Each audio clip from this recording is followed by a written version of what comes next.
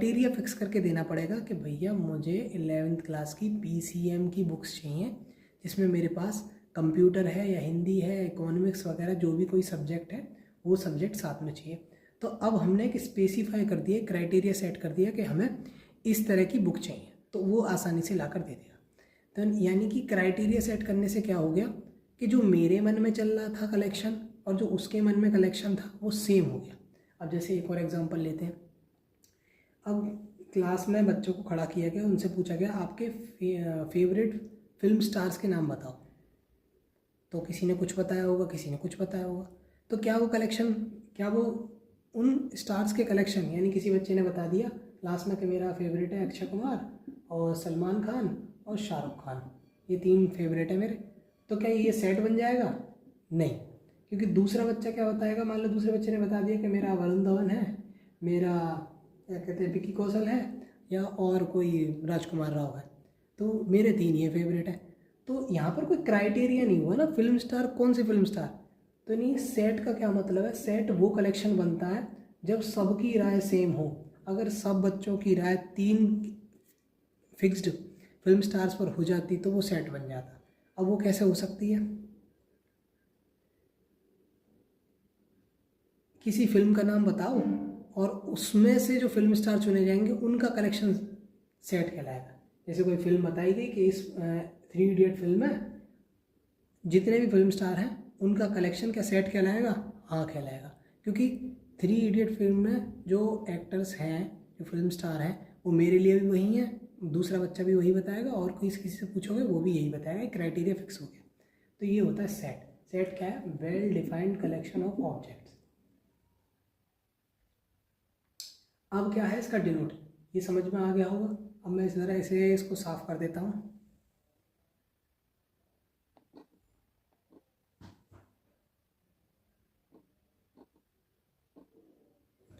तो अब तक हमने जाना कि सेट्स क्या होते हैं। सेट की हमारे पास एक बेसिक इन्फॉर्मेशन होगी कि सेट कलेक्शन है, वेल डिफाइंड कलेक्शन है जिसमें एक क्राइटेरिया फिक्स होता है जिसके आधार पर उसके एलिमेंट्स चुने जाते हैं।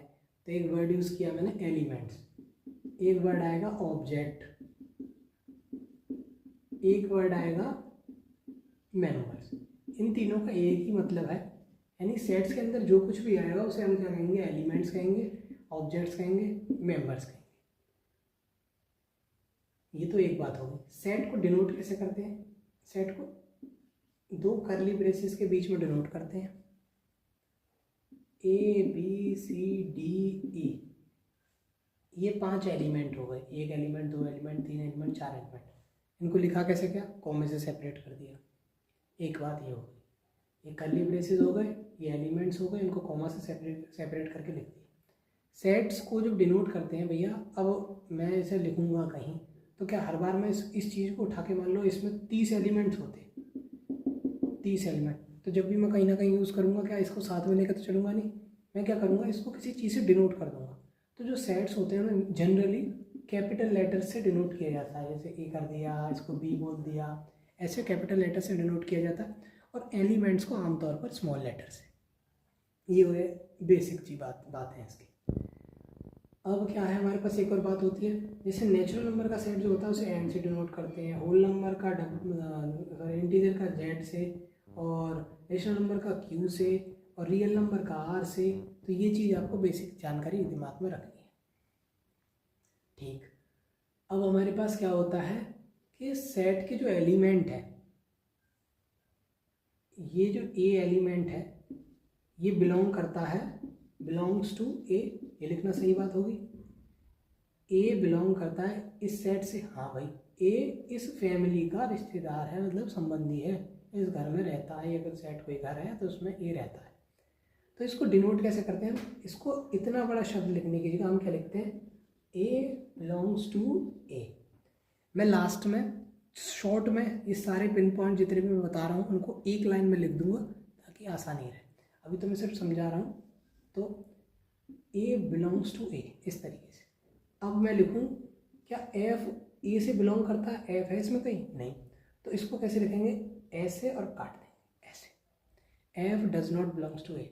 अब मैं आपसे पूछूँ डी बिलोंग करता है, तो डी के लिए मैं ऐसे लिख दूंगा, यानी जब भी हमें एलिमेंट को दिखाना हो कि वो सेट से बिलोंग करता है तो ये वाला सिंबल, नहीं करता है तो ये वाला सिंबल। ये सिंपल सी बात है।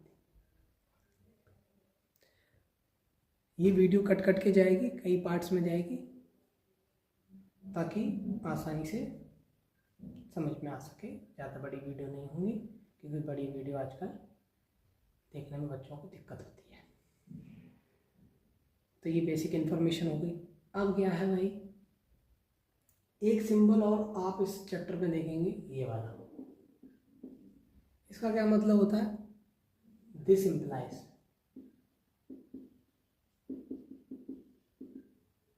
ये इसका मतलब होता है। क्या मतलब है?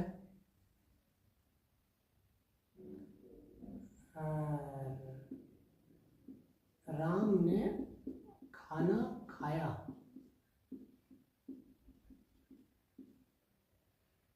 ये वाला अगर सिंबल लगाऊं तो मैं ये लिख सकता हूं, उसका पेट भर गया।